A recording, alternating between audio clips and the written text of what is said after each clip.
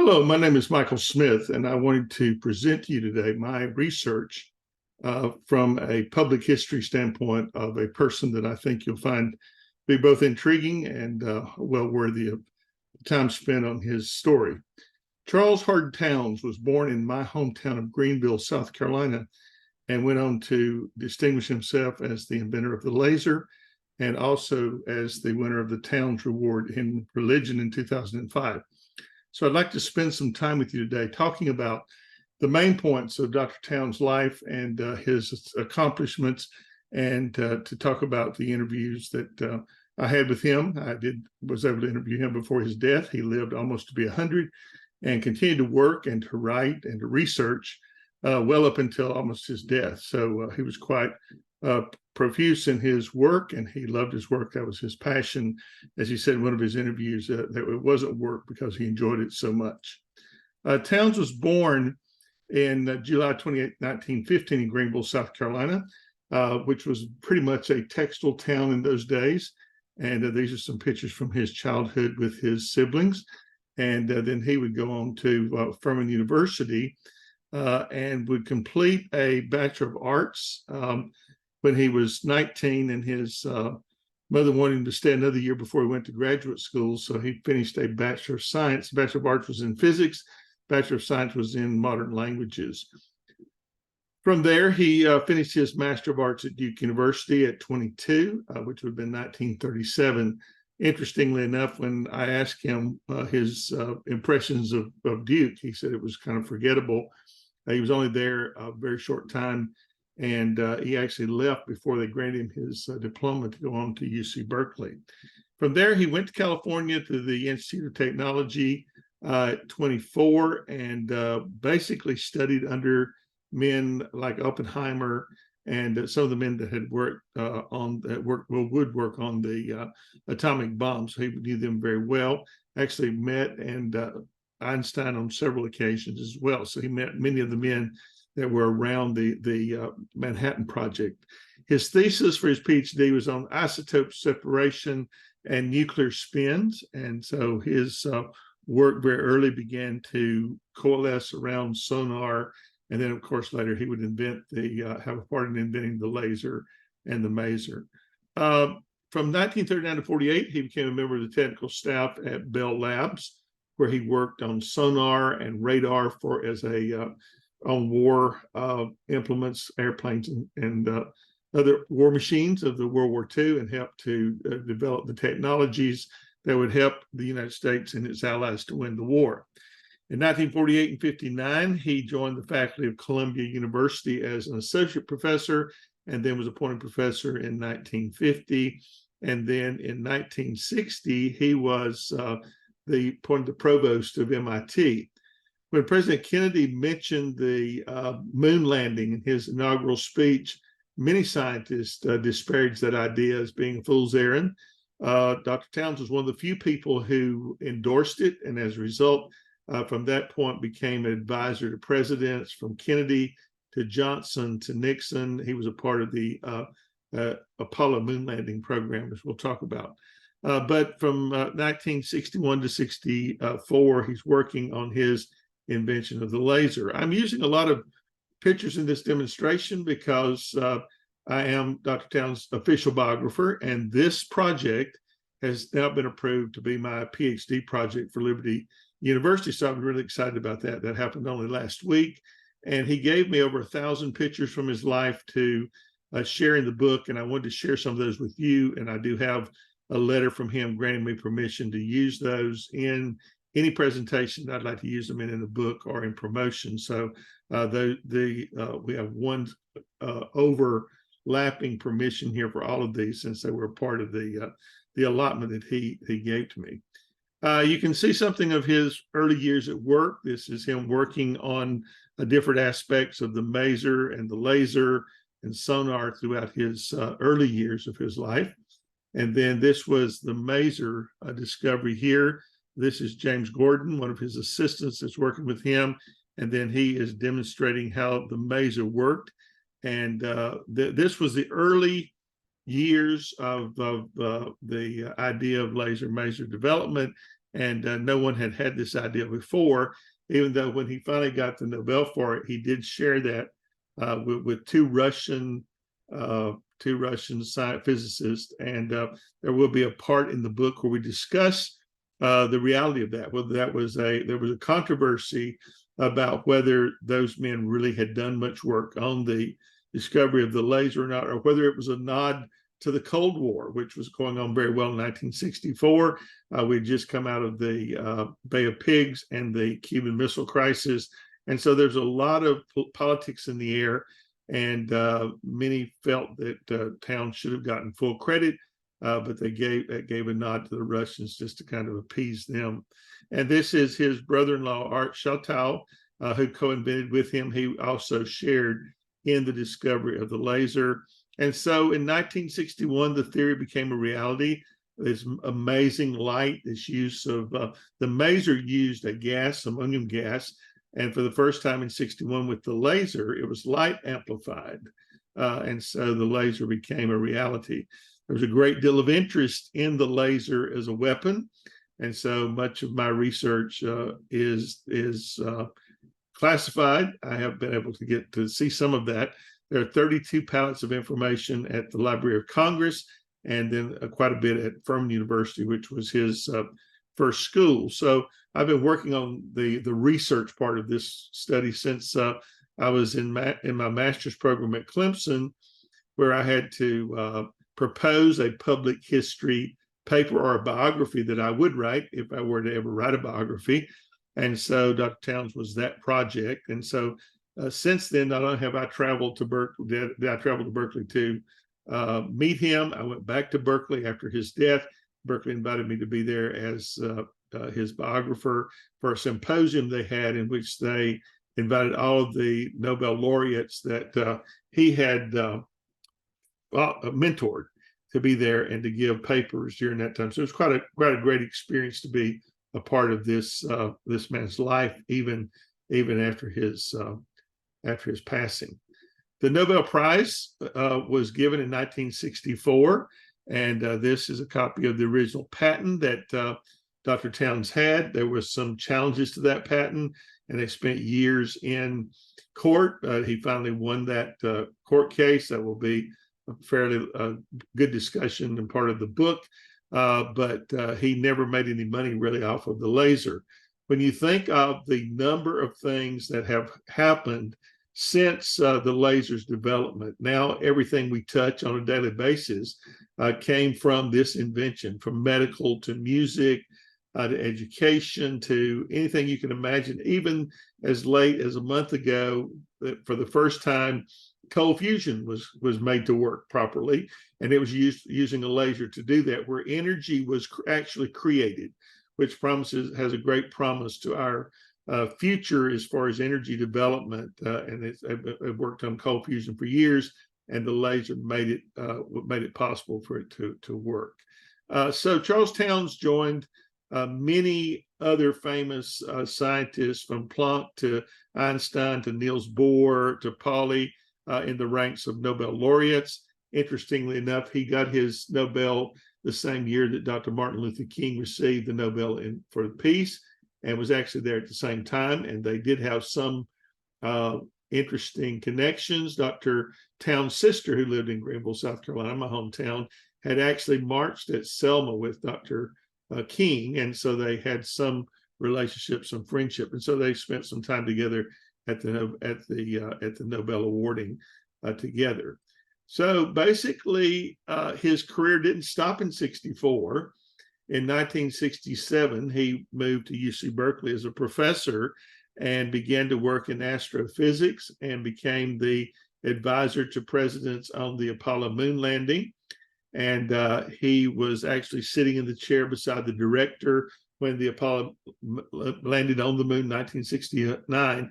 And they actually placed a mirror there, a mirror of sorts, for him to measure with the laser the exact distance to the moon to within a quarter of an inch. And so that was quite an accomplishment. But he continued to work as an advisor through Richard Nixon on the space program. And he continued to teach, continued to mentor his students. One of the things that I admire a great deal about him was the fact that after the Nobel, he never again, except in one instance, did he ever put his name first on a paper. He always put his students first and him last, because he said, I made my name and it's my job now to help you to make yours. And so all through the 70s and 80s, he continued doing research. A very interesting picture of him during the wildfires in California. And he's out as a 90-something-year-old with a garden hose watering down his telescopes to prevent the fires from burning them. Towns did also discover the black hole in our solar system, which is really quite distinctive. Then, current or more current activities, I guess would be a better way to say this, but he led the physics research at the University of California in Berkeley until 2015 in his 100th year. He was 98 when I interviewed him. And then when he died, of course, I was the spokesperson for Greenville, South Carolina News that evening to talk about Charlestown and his legacy. But you see him here in his office, and of course he was using a chalkboard, which is hailing back to another day. But this was his office in Berkeley Hall. So quite an interesting thing. This is also Dr. Towns with one of his telescopes. And so his current research, when he passed, was doing infrared work in the universe, measuring the size of old dying stars, studying the gases that escape from them, which did have something still to do with the laser, because of the ability to give off certain wavelengths was very important to concentrating those to make the laser work. Many, many awards. This is just a few of the awards that he won, and I wanted to mark just a couple of those.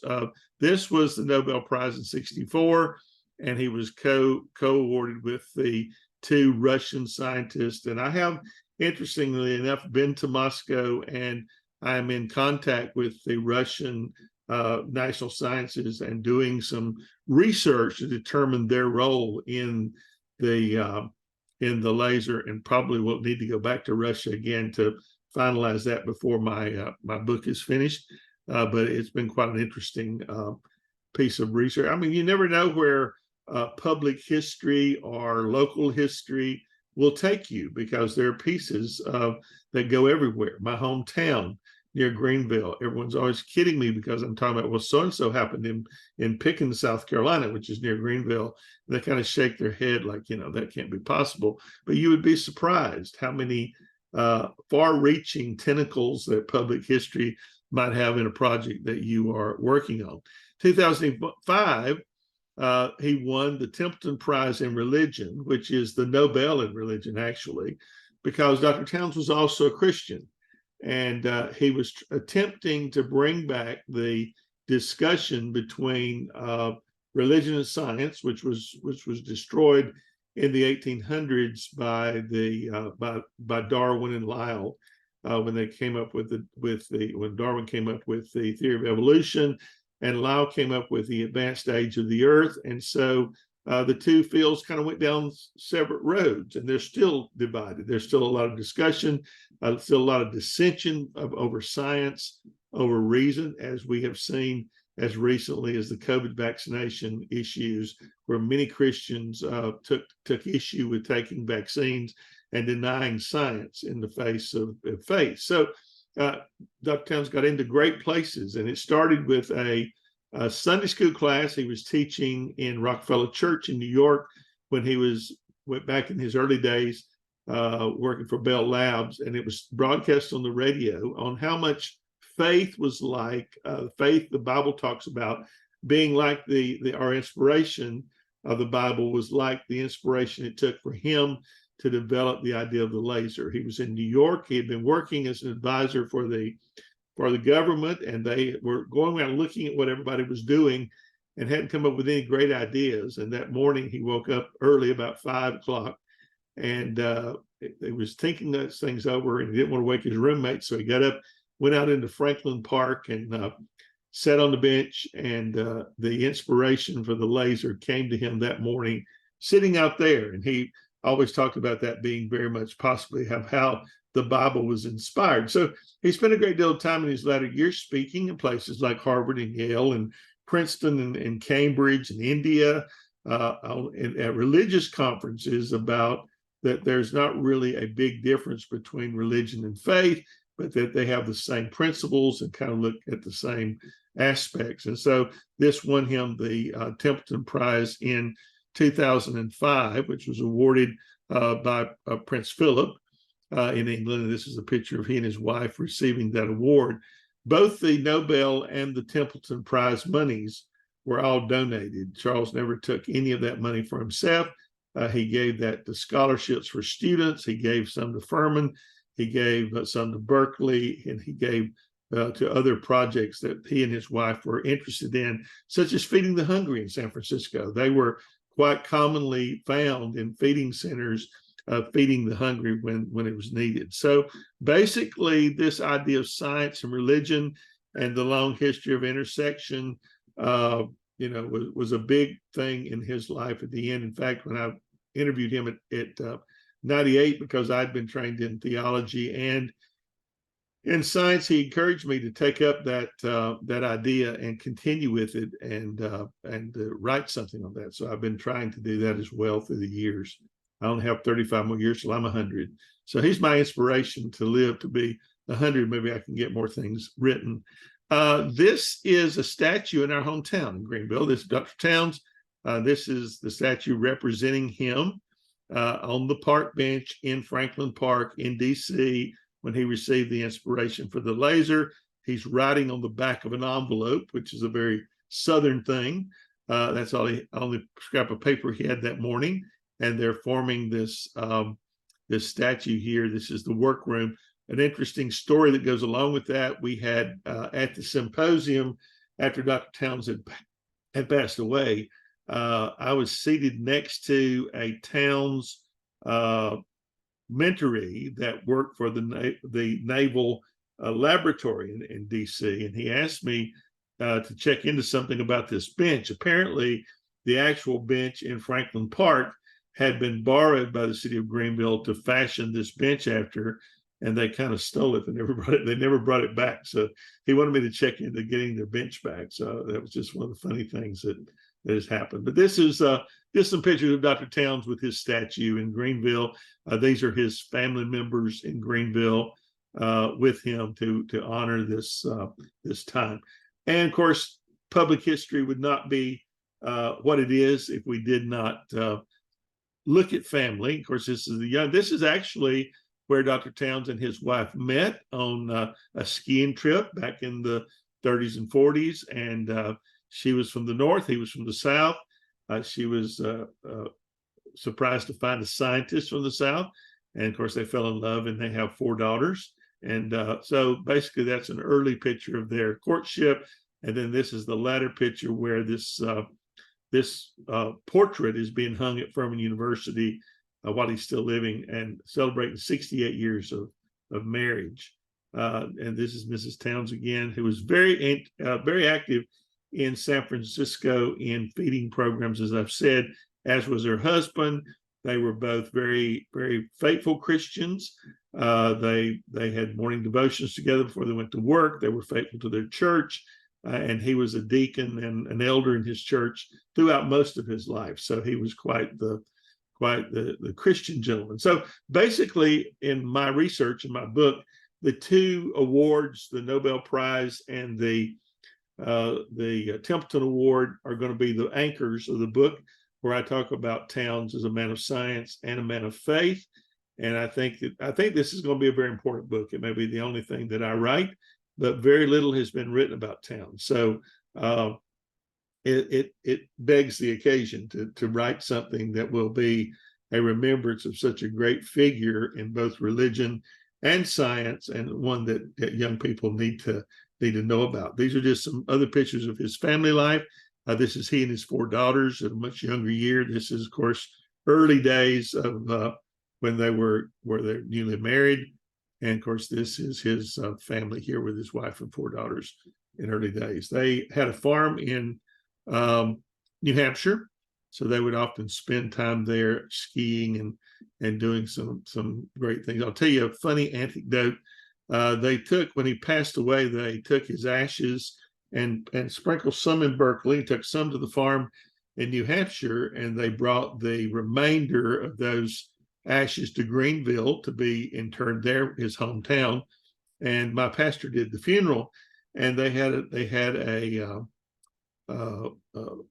agreement that he would say whatever he was going to say, and then they would bring out the box that the ashes were in and put them in the crypt. And so my pastor did his part of the funeral, and the nephew who was handling the ashes looked into the bag to bring them out, and he kind of looked back at the pastor, looked at the bag, and finally, when he brought them out, they were in a cookie tin, and everybody kind of started laughing. And someone from the background said, "That's all we had to put the ashes in New Hampshire was a cookie tin." So it was a Christmas cookie tin. And so my pastor said, "Well, you can do all the great things in the world. You can invent the laser. You can do all these great things. You still end up in a cookie tin when it comes time to die." But it really was kind of funny. He's been memorialized in lots of different places, stamps around the world where he's remembered for his work, and then of course his book was How the Laser Happened, which will be an integral part of what I'm hoping to do with writing this book. So I thought hopefully you enjoyed the presentation. Hopefully it challenges you to realize that public history or local history is very much important, because everything in the end is pretty grassroots. And so I'm really honored to be a part of this project, and I'm excited that on Friday of last week that the history department at Liberty approved this to be my dissertation project. So I'm really looking forward to this, because he touches on so many things, on theology, on religion, on science, on physics, on history of science. And so there's just some really great pieces to this that I'm really looking forward to researching and writing. And thank you so much for listening and for taking the time to think about what I'm doing. Thank you.